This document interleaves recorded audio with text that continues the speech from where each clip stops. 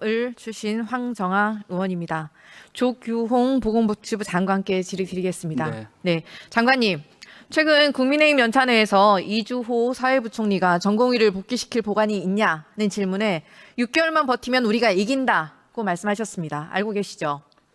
그거는 부총리께서 잘못된 그 보도다라고 해명 내신 걸로 알겠습니다. 알고 있습니다. 마치 그 말을 들으면 마치 국민의 생명을 볼모 삼아서 전쟁이라도 벌이고 있는 듯한 윤석열 정부의 저열한 인식에 또 한 번 경악을 금치 못하겠습니다.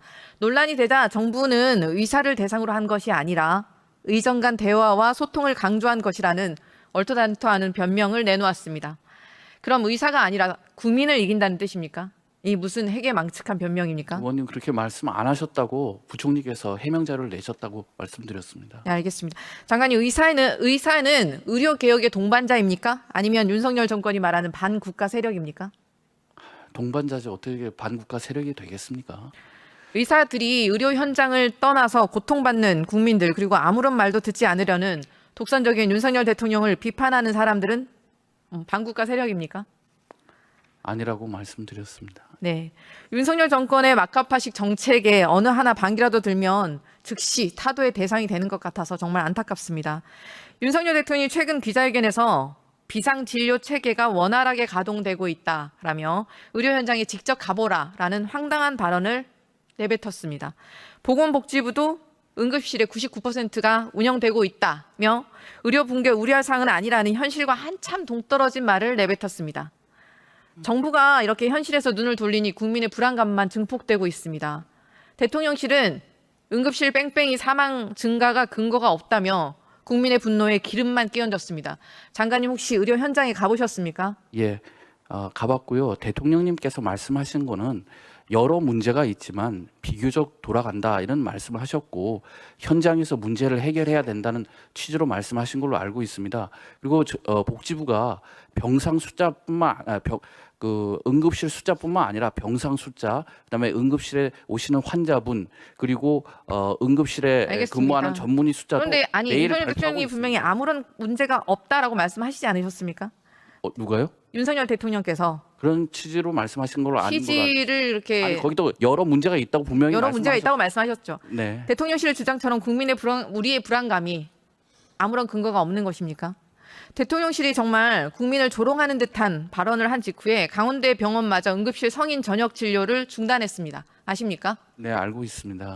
세종 충남대 병원도 건국대 충주병원도 야간이나 주말에 응급실 운영을 중단했습니다. 네. 예, 이대 목동병원은 매주 수요일 그리고 아주대 병원도 매주 목요일 응급실 운영을 제한한다고 합니다. 이런데도 문제가 없습니까? 저희가 어제 브리핑할 때도 어려움이 있다고 분명히 말씀을 드렸고요.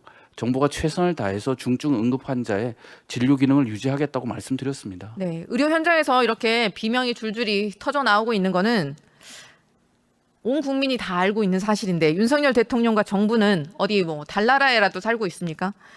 그래놓고 총리께서 의료대란의 책임이 그 시작이 전공의의 자리 이탈이라고 말씀하셨습니다. 어느 역대 정부도 하지 못할 망발입니다. 박민수 차관은 응급실 뺑뺑이가 일부 현장만의 이야기라는 말까지 꺼냈습니다. 일부 현장? 119 구급차가 뇌졸중 환자를 2차 병원에서 상급 종합병원으로 이송하려고 하지만 수속이 진행되지 않자 구급대원이 인근 병원이 다 안 돼서 전화드린 것이라며 병원 측에 다급하게 항의하는 모습이 공개되었습니다. 그리고 뇌혈전 의심 중학생은 의사가 없어서 응급실에서 12시간을 대기해야만 했습니다. 40대 임산부는 1시간 동안 병원 26곳을 거절해서 결국 구급차에서 출산을 했고 2살 아이가 응급실 뺑뺑이를 돌다 의식 불명 상태입니다. 아기가 너무 위급하다고 절규하는데도 의료진이 없다고 진료를 거부당했습니다. 이런데도 느끼시는 바가 없습니까? 지금 네. 2살 아이가 의식 불명에 빠졌는데 박민수 차관의 그 망언처럼 전화로 물어볼 정도였으니 경증입니까?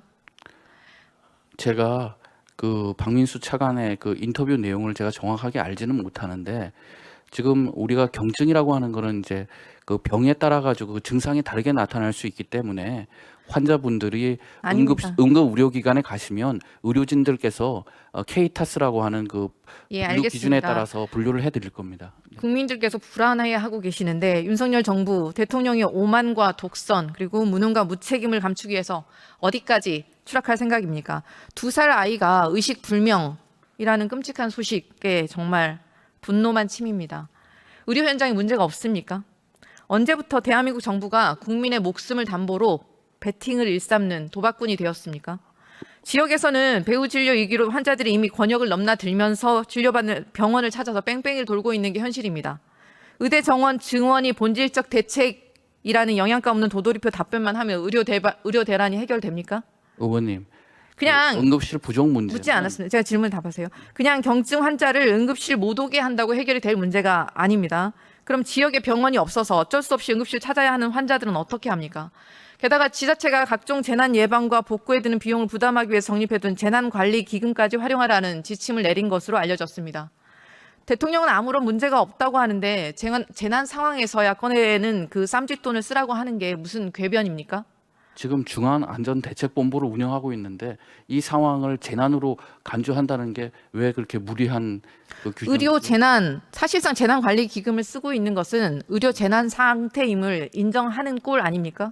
그래서 저희는 재난 단계를 심각 단계로 올렸고 그러면 중대본을 재난 운영하고- 상황에 대통령이 그렇게 속 편한 소리만 하고 있어서야 되겠습니까? 국민의 목소리를 무시하고 국회 중재안까지 짓밟고 있는 윤석열 정부의 독선과 오기가 끝이 없습니다. 과학적 근거도 없는 2,000명 묻지마 증언 그 배정이조차 누가 참여했는지 그리고 어떤 근거로 배정을 했는지 회의 자료들까지 파기해 가서 감춘 그 독재 정책 밀실 행정 아닙니까? 의원님, 어떤 국민이 이런 정부와 정책을 믿고 따르겠습니까? 게다가 질병청이 지금 최근 코로나19 재유행이 정점을 지났다고 발표했습니다. 지금 개학 시즌이고 곧 추석 연휴도 있습니다. 하순의 코로나19 바이러스 농도가 전주 대비 마이너스 3%포인트라고 발표를 했는데 실상 검출률은 여전히 40% 수준입니다. 알고 계시죠?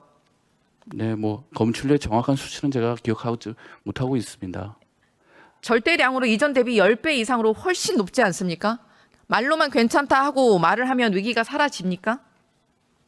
의료 현장에서 응급 환자가 몰리는 추석 연휴에 코로나19 유행까지 겹치며 의료 대란이 더 커질 거라는 우려가 속출하고 있습니다. 그렇지 않습니까? 의원님, 그건 질병청장한테 한번 질문해 보시죠. 그 환자 수나 입원 수가 확연히 감소되는 것은 사실입니다. 네, 의원님, 저희가 다층적인 감시 체계를 운영하고 있고요. 입원 환자뿐만이 아니라 또 그 하수 감시, 또 병원체 감시를 다 수행하고 있는데 모든 감시 체계에서 그 수치가 떨어지는 것을 저희가 과학적으로 분석해서 발표하고 있는 겁니다. 현장에서의 체감과는 너무나 동떨어진 아니라는 상황 판단이라고 생각이 들고요. 그렇지 않습니다, 의원님. 저희가 정확하게 다 분석해서 발표한 건데 그 확실히 보시고 말씀하십시오. 네, 맞습니다. 숫자는 보고 있고요. 실상 검출률은 여전히 40% 이상이지 않습니까? 그래서 본인보다 중증인 분들에게 응급실을 양보하라라는 게 무슨 대책입니까? 응급실은 아무런 문제도 없다라는 말만 반복하는 정부를 보면서 코로나19 재유행에 대한 대응은 물론이고 의료 붕괴 사태를 어떻게 막을지 의원님, 정말 막막하기만 답변할 합니다. 시간을 좀 주시겠습니까? 답변하시겠습니까? 예, 정부가 아무런 문제가 없다고 말한 적 없고요. 문제가 있지만 최선을 다하겠다고 말씀을 드렸고요. 그다음에 아까 과학적 근거가 전혀 없다고 했지만 고등법원 판결문을 보면 충분하지는 않지만 절차적 타당성과 합리적 근거를 가지고 있다고 판결을 했습니다. 그렇게 일방적으로 말씀하시면은 국민들이 오해하실 수 있습니다. 아닙니다. 여전히 그럼에도 불구하고 코로나 바이러스 농도도 여전히 수치는 그대로 있고 그리고 과학적 근거가 없다고 하지 않았고 여전히 존재한다고 그러한 위기는 여전히 존재한다고 의대 말씀드렸고요. 정원과 관련해서요. 네네네 알겠습니다. 대통령은 본인의 오만과 독선을 고치기는커녕 추석 의료 특별대책에 만전을 기해라라고 유체이탈 화법에 지시만 내리고 있습니다. 윤석열 대통령이 국민의 생명을 책임지는 게 국가의 의무라고 지속적으로 강조해 왔습니다. 오만과 독선의 국정으로부터 국민의 생명을 헌신짝처럼 버리는 무도한 정권에서 벗어나길 바랍니다.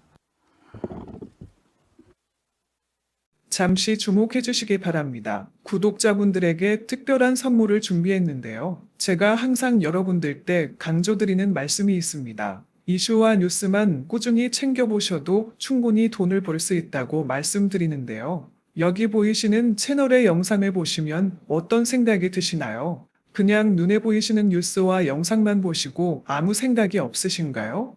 그렇다면 저는 잘못된 것이라고 말씀드리고 싶습니다. 그 이유가 무엇이냐면 제가 8월 초에 뭐라고 말씀드렸나요? 지금은 바이오에 관심을 가져야 한다라고 뉴스만 보고 넘기지 마시고 투자를 직접적으로 생각해봐야 한다고 말씀드렸는데요. 이런 썸네일들과 영상을 통해서 충분히 구독자님들께도 전달이 되셨을 겁니다. 이런 바이오 이슈가 되었을 때 부자들은 어떻게 생각할까요? 바이오 관련주는 무엇이 있는지, 어떤 종목이 가장 좋을지, 어디에 투자해야 돈이 몰릴 수 있는지 자연스럽게 생각한다고 말씀드렸습니다. 지난번에 구독자분들과 함께하는 주식으로 수익 내기를 진행했었는데요. 100% 무료로 진행을 했고 이 사진을 보시면 아시겠지만 구독이라는 문자 메시지를 남겨주신 모든 시청자분들께 이렇게 바이오 관련주 중에 가장 급등할 확률이 높은 딱 한 종목을 드렸습니다. 8월 13일에 우정바이오를 추천해 드렸습니다. 여기 나와 있는 사진을 보시면 정확히 얼마에 매수하고 어떤 종목을 사야 하는지, 어느 지점에 팔아야 하는지 이런 부분들까지 여러분들에게 정확히 알려드렸는데요. 실제로 많은 분들께서 수입을 보셨습니다. 오른쪽을 보시면 아시겠지만 8월 13일에 우정바이오를 소개해드리고 나서 실제로 며칠이 지나지 않고 이렇게 주가가 상한가가 되었습니다. 당시에도 굉장히 많은 분들이 제가 드린 이 종목으로 수익을 내셨습니다. 지난번과 똑같이 구독이라는 문자를 보내주시면 이번에 이슈가 되고 있는 주식 중에 앞으로 대장주의 구시를 하면서 주가가 가장 크게 상승할 한 종목을 시청자분들에게 문자로 종목명과 사고자 하는 시점을 모두 알려드리겠습니다. 이 영상을 보시고 계시는 시청자분들 중에 종목이 궁금하다 하시는 분들은 남녀노소 시간대 상관없이 이렇게 상단에 번호를 항상 남겨놓고 있습니다.